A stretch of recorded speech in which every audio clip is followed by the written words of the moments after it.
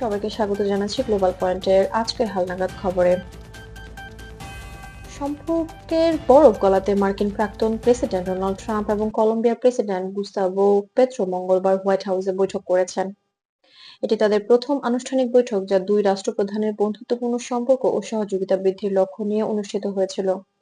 2 ঘন্টারও বেশি সময় ধরে চলা আলোচনায় দুই পক্ষই উভয় দেশের মধ্যে কূটনৈতিক সম্পর্ক, অর্থনীতি এবং বিনিয়োগ সম্প্রসারণের বিষয়ে মনোনিবেশ করেছেন।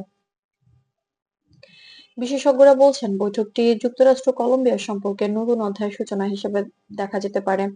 কলম্বিয়ার অর্থনীতি এবং বিদেশি বিনিয়োগ বৃদ্ধি করার প্রয়াসে দুই দেশের মধ্যে অংশীদারিত্ব ও চুক্তির সম্ভাবনা তৈরি হচ্ছে।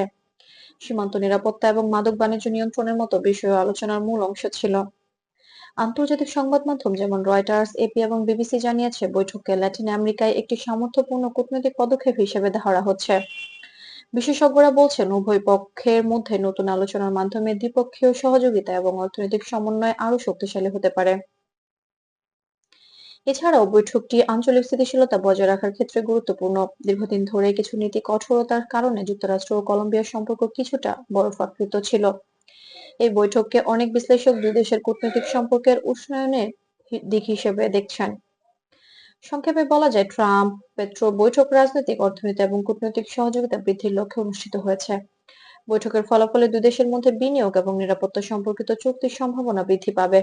কোনো ঝুঁকিপূর্ণ বা জটিল পরিস্থিতি রিপোর্ট করা হয়নি এবং বৈঠকের প্রভাব আঞ্চলিক স্থিতিশীলতার দিকে মনোনিবেশ করছে। এটাই ছিল গ্লোবাল পয়েন্টের পক্ষ থেকে আজকের হালনাগাদ খবর। সর্বশেষ ভেরিফাইড আন্তর্জাতিক খবর এবং বিশ্লেষণের জন্য গ্লোবাল পয়েন্টের সঙ্গে থাকুন এবং আমাদের চ্যানেলটি সাবস্ক্রাইব করতে ভুলবেন না।